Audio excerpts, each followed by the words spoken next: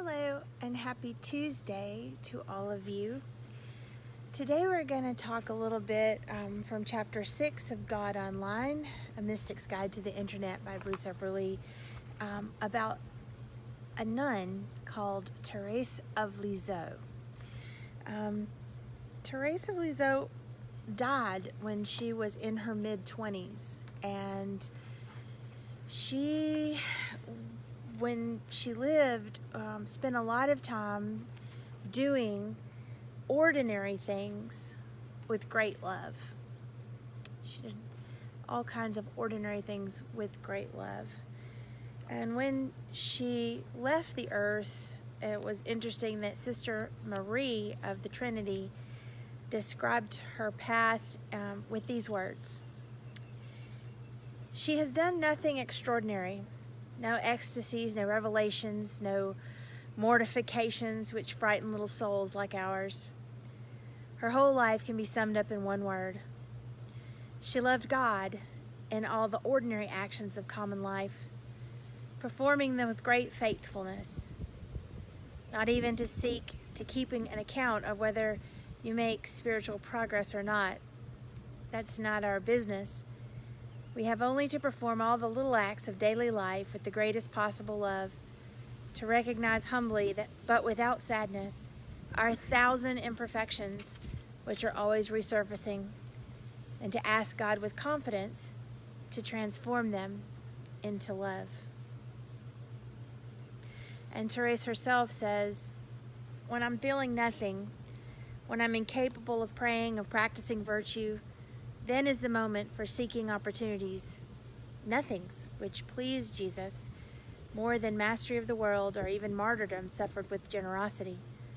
For example, a friendly word when I would like to say nothing or put on a look of annoyance.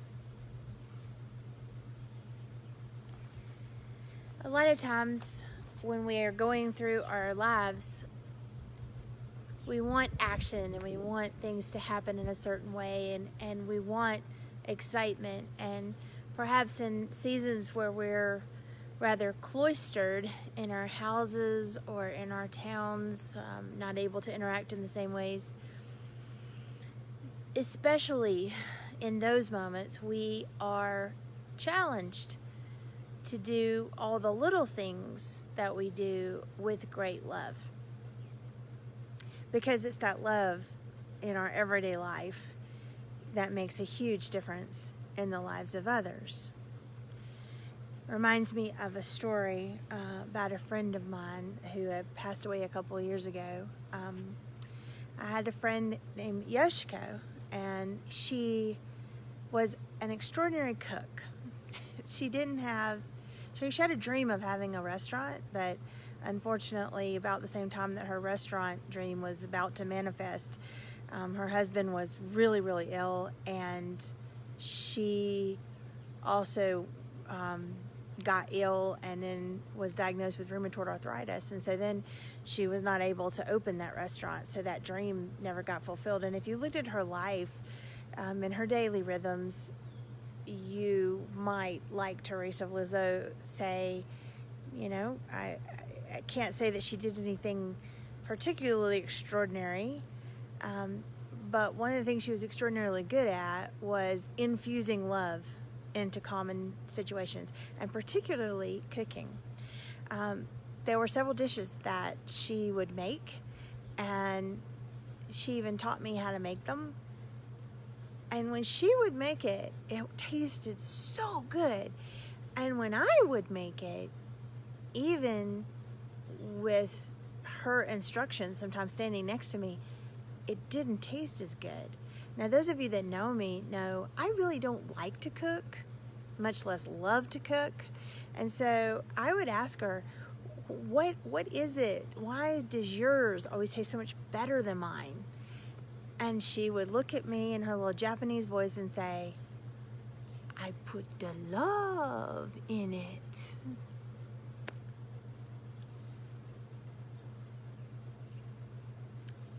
She put the love in it.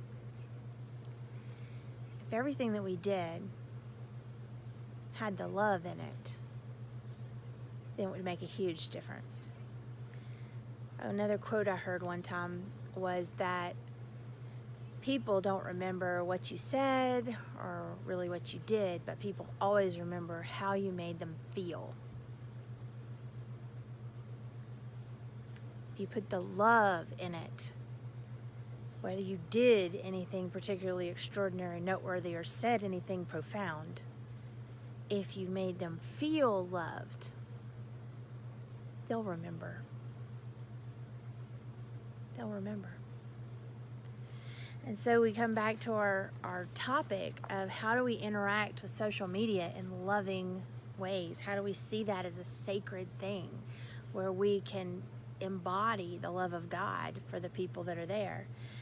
And so we're brought back in this book to 1 Thessalonians 15, 16 through 18, that says, "Rejoice always, pray without ceasing, give thanks in all circumstances, for this is the will of God in Christ Jesus for you." And Bruce says, creates internet affirmations based on this text, such as, "I rejoice in all circumstances. I give thanks throughout my day for the opportunity to share my thoughts on social media. I pray every moment of the day and surround my social media communication with prayer. I am aligned with God's will and follow God's guidance in all my social media communications." Let's really think about these things today, and try to interact with people in meaningful ways. As we do that, I think we are putting forth love into the world. We are putting forth meaning-making things into our ordinary days, making something beautiful out of them and helping others. This is a faithful act of living, and I pray that you and I and all those around us are able to live into that more and more each day. Thank you so much for watching, and God bless you. Talk to you later. Bye-bye.